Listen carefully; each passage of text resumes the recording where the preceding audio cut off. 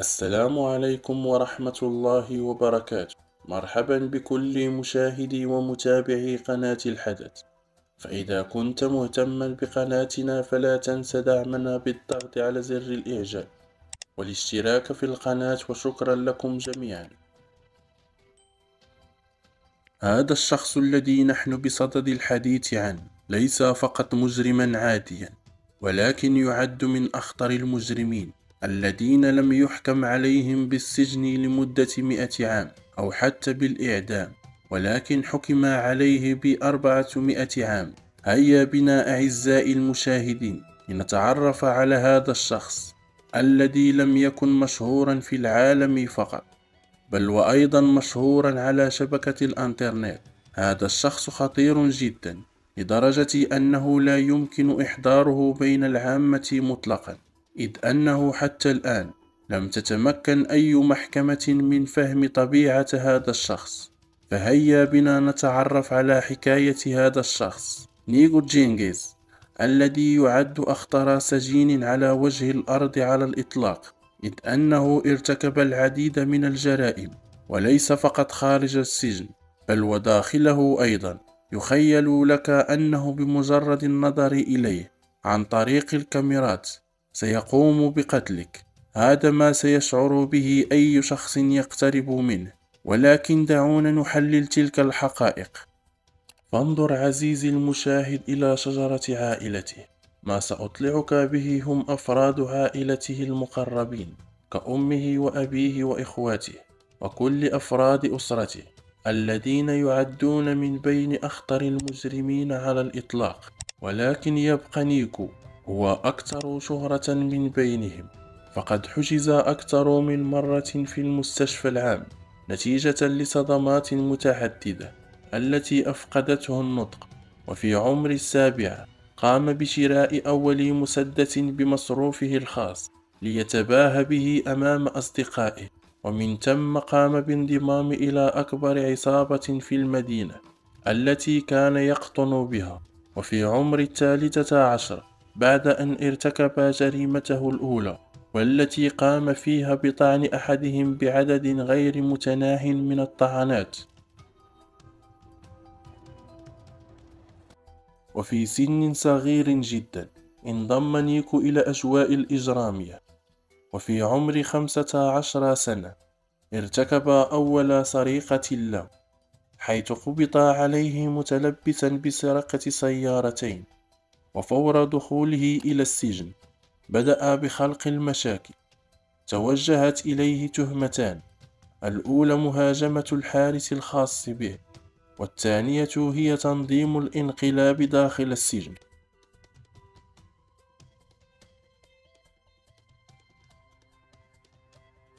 ثم اتخذت المحكمة القرار الذي أصبح كالجحيم على الجميع، وحكم عليه بالسجن لمدة 10 أعوام.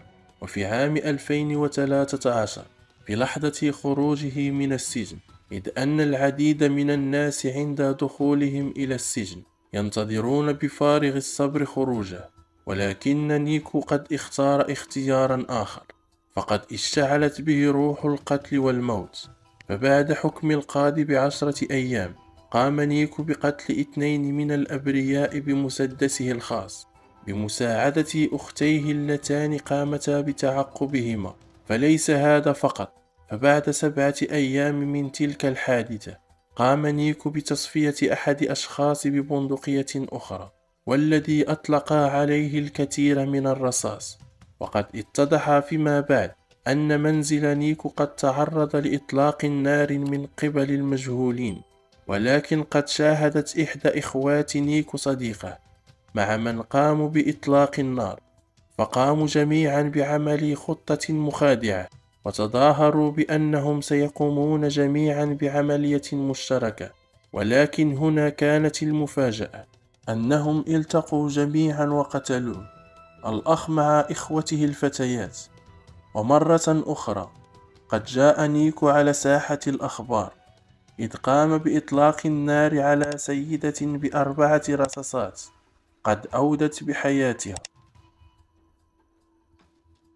ولم يكن نيكو وإخواته هم وحدهم من قاموا بتلك الجريمة، ولكن أيضا اشترك عمهم بالجريمة. وبعد فترة تم اعتقاله من قبل الشرطة، وتم اعترافه بجرائمه الأربع. وبعد ذهابه إلى السجن فقد أخذ بعمل ندبات على رأسه وحتى وجهه. وحتى الآن فقد سمعتم العديد من الأشياء الغريبة، ولكن حاليا فسوف تسمعون الأغرب على الإطلاق. قام بابتلاع 7 مفاتيح، ولا أحد يعلم كيف حصل عليهم. ربما أراد أن يستخدمهم في المستقبل كوسيلة للهروب. فقد تم عرضه على أكبر الأطباء، وأجمعوا جميعهم أنه سليم عقليا تماما، ولكنه يفعل ذلك فقط للهروب من الموت، إذ أنه يقاتل لكي يظل على قيد الحياة. ولكن في النهاية جاء اليوم الذي ستنتهي البشرية منه على الإطلاق، حين سماع الحكم عليه بالإعدام. اجتمع القضاة ال3 من أجل الحكم عليه، إذ أكد أحد هؤلاء القضاة أنه لا بد من الحكم عليه بالإعدام، وأنه إذا ترك على قيد الحياة فسوف تكون الأحكام التي يجب تنفيذها تبلغ 400 عام. وأخيرا تم الحكم عليه بالإعدام. وتلك كانت قصة نيكو الكاملة. وفي الختام عزيزي المشاهد، لا تنسوا الصلاة والسلام على رسول الله صلى الله عليه وسلم.